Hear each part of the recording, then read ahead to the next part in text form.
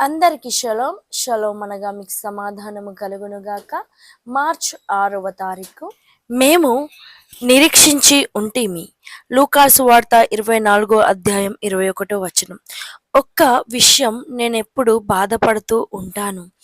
ఎమ్మాయికి వెళ్ళే దారిలో ఆ ఇద్దరు శిష్యులు యేసుతో మనకింకా నిరీక్షణ ఉంది అనలేదు, మేము నిరీక్షించాము అన్నారు. ఎంత విచారకరం! ఇది జరిగిపోయింది, కథ అంతమైపోయింది. వాళ్ళు ఇలా అనాల్సింది, పరిస్థితులన్నీ మా నిరీక్షణకి వ్యతిరేకంగా ఉన్నాయి, మా నమ్మకం వ్యర్థమై పోతుందేమో అన్నట్టుగా ఉంది. మేము మాత్రం ఆయన్ని మళ్ళీ చూస్తామన్న నిరీక్షణను పోగొట్టుకోలేదు. తాము కోల్పోయిన విశ్వాసాన్ని ఆయనకు వెల్లడిస్తూ ఆయనతో నడిచారు.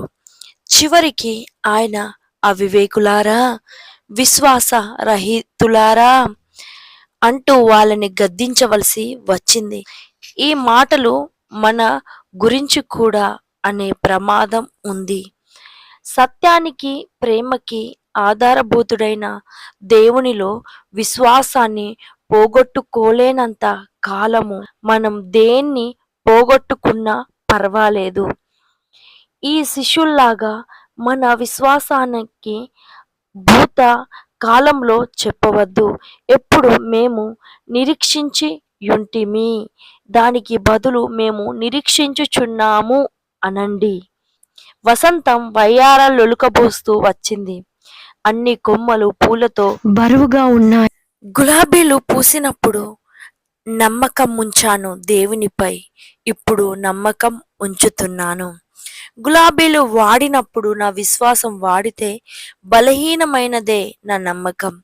తుఫాను మేఘాలు కమ్మిన వేళ నిరీక్షణ మారితే, ఆయన ప్రేమను శంకిస్తే అతి నీరసమే నా నిరీక్షణ. కనుక ఏ సమయంలో అయినా, ఎటువంటి పరిస్థితిలో అయినా నీవు ఉంచవలసింది దేవుని పైన నిరీక్షణ, విశ్వాసం.